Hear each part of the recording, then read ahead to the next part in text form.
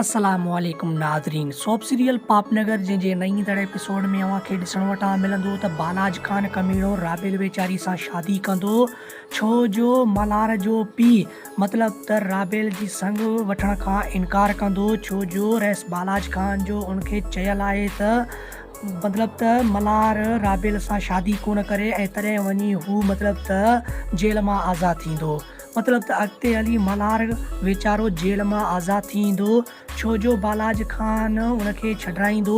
ऐं ॿिए पासे अव्हांखे ॾिसण वटां मिलंदो त मल्हार हद खां वधीक मतलब त हिकु ख़तरनाक बणिजी वेंदो, छो जो बालाज खान मतलब त राबेल सां शादी करण थो चाहे।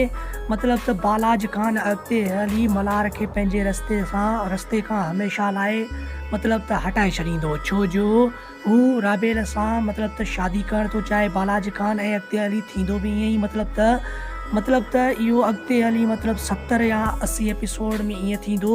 ऐं अॻिते हली ड्रामे में इलाही ज़बरदस्त मज़ो हूंदो, छो जो KTN TV ते ॿिया बि मशहूरु मतलब त ड्रामा अचण वारा आहिनि ऐं हद खां वधीक उन्हनि ड्रामनि में बि मज़ो हूंदो।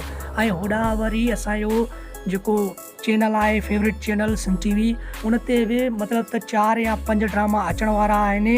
ऐं हाणे जेको ड्रामो अचण वारो आहे नाहक, मतलब त उहो पत्थर दुनिया ड्रामे जे कॉपी जे बराबरि ई आहे। मतलब त कॉपी सां मतलब त उनखे ठाहियो वञे थो, मतलब त उन ड्रामे में हद खां वधीक मज़ो हूंदो ऐं हद खां वधीक जहिड़ो हूंदो। उमेद आहे त हीउ वीडियो तव्हांखे पसंदि आयो हूंदो। जे वीडियो पसंदि आयो हुजे त वीडियो खे लाइक ऐं चैनल खे सब्सक्राइब करणु न विसारींदा।